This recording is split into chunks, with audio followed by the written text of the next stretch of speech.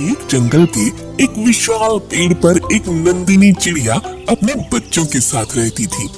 वह दिल की अच्छी थी, लेकिन थोड़ी सी आलसी थी। उसी पेड़ के नीचे एक रानी चींटी अपनी पूरी टोली के साथ बिल में रहती थी। रानी, मैं देखती हूँ तुम लोग दिन भर काम में लगे रहते हो। एक दाना पाने के बाद उसी को लेकर बिल में आ जाती हो। कुछ आराम भी कर लिया करो। नंदिनी बहन, हम लोग भविष्य के लिए खाने की व्यवस्था करती हैं। मौसम हमेशा एक सा नहीं होता। बचत बहुत जरूरी है और बचत के लिए मेहनत करनी ही पड़ती है। मैं तो तुम्हें भी राय दूंगी कि तुम आने वाले कल के लिए पहले से ही खाने दाने की बचत कर लिया करो। हमें जब भूख लगती है तब हम खाना खा लेते हैं और आराम करते हैं। इसके बाद कल की चिंता नहीं करते हैं। नंदिनी बहन, मान लो कल मौसम बिगड़ गया और तुम्हें बाहर जाने का मौका न मिला तो खाने पीने की व्यवस्था कैसे करोगी? हम पंछी हैं, जरा भी मौका मिला तो हम व्यवस्था कर ही लेते हैं। समय बीतता रहा। गर्मी के बाद बरसात का मौसम आने वाला था। आकाश में बादल उमड़ घुमड़ कर रहे थे। रानी चींटी ने पहले से ही अपने खाने की व्यवस्था शुरू कर दी थी। वे लगातार बाहर से अपना खाना लाकर बिल के अंदर इकट्ठा कर रही थी। नंदिनी चिड़िया अपने चिड़ा और बच्चों के साथ आराम से अपने घोंसले में बैठी थी। यह रानी भी हमेशा परेशानी मोल लेते रहती है। खुद आराम नहीं करती और बाकी चींटियों को भी काम पर लगाए रखती है। अरे जरा से बादल क्या देखे, ये सब चिंता में डूब गई। अभी 2-4 दिन बाद बादल इकट्ठे होंगे, इसके बाद शायद बरसात हो सकती है। इस बीच लंबा समय है। रानी ने उनकी बात सुन ली और रुक गई। नंदिनी बहन, मौसम का कोई भरोसा नहीं होता। समय रहते अपनी तैयारी कर ली जाए तो इसमें बुराई ही क्या है। मैं तो कहती हूँ तुम भी अपने खाने की व्यवस्था कर लो। हाँ, 1-2 दिन के बाद विचार करूँगी। अभी 2 दिन पूरा आराम करने का इरादा है। आज करे सो कल करे, कल करे सो परसों। इतनी जल्दी क्या पड़ी है, जब जीना है बरसों।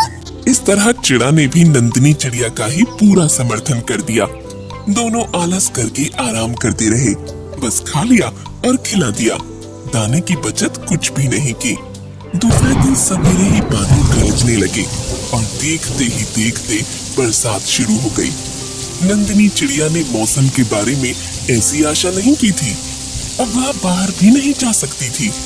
तेज बरसात में खाने की कोई व्यवस्था नहीं हो सकती थी। पानी बरसता ही रहा। यह बरसात तो रुकने का नाम ही नहीं ले रही है। हम भूख बर्दाश्त कर लेंगे, लेकिन बच्चों का क्या होगा? रानी सही कह रही थी। हमने आलस के वशीभूत होकर इसकी बात नहीं मानी। अब क्या किया जाए, पानी रुकने वाला नहीं है। कुछ देर के बाद नंदिनी ने देखा कि चींटियों की लंबी कतार पेड़ पर चढ़ रही है। सभी चींटियों के मुंह में दाने थे। सबसे आगे रानी चींटी चल रही थी। वह सब दाने लेकर नंदिनी के घोंसले तक पहुंच गई।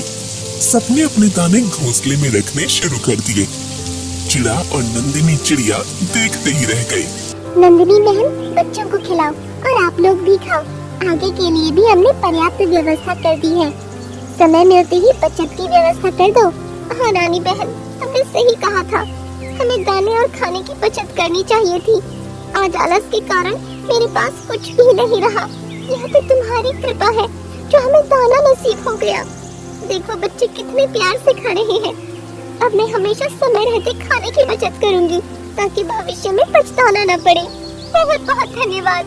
नंदिनी, हम तुम्हारी पड़ोसी हैं। पड़ोसी का साथ निभाना और उसकी मदद करना दूसरे पड़ोसी का धर्म होता है। मुझे इस बात की खुशी है कि तुम भविष्य में बचत के बारे में कदम उठाने के लिए तैयार हो गई हो। नंदिनी को रानी की बातें बहुत अच्छी लगी और उस दिन से दोनों पक्की सहेली बन गईं। एक दिन एक छिपकली पेड़ के नीचे आ गई। वह आसपास कीड़े मकोड़ों को खा रही थी। वह रानी के बिल के पास पहुंच गई। नंदिनी ने उसे देख लिया। रानी, तुम बिल से बाहर मत निकलना और दूसरों को भी आने मत देना। बाहर एक छिपकली घात लगाकर बैठी है। मैं अभी उसका इंतजाम करती हूँ। नंदिनी अपने चिड़ा को लेकर नीचे उतर आई। छिपकली, लगता है तू भूलकर हमारी गली में आ गई। अब चुपचाप पतली गली से निकल जा, वरना ऊपर भेज दूंगा। यहाँ मेरी सहेली अपनी टोली और बच्चों के साथ रहती है। मैं तो यहाँ घूमने टहलने आई थी। कुछ देर बाद चली जाऊंगी। जोरों की भूख लगी है। पहले भूख मिटाऊंगी। भूख की बच्ची, भाग जा यहाँ से, वरना तेरे सर पर 100 छेद बना दूंगी। इतना कहकर चिड़ा और चिड़िया ने अपनी चोंच से छिपकली पर वार करना शुरू कर दिया। अरे बाप रे, आ गई रे, मेरे सर में सुई चुभा रहे हैं। ये दोनों मिलकर मुझे मार ही डालेंगे। मुझे माफ करो भाई, मैं भाग रही हूँ।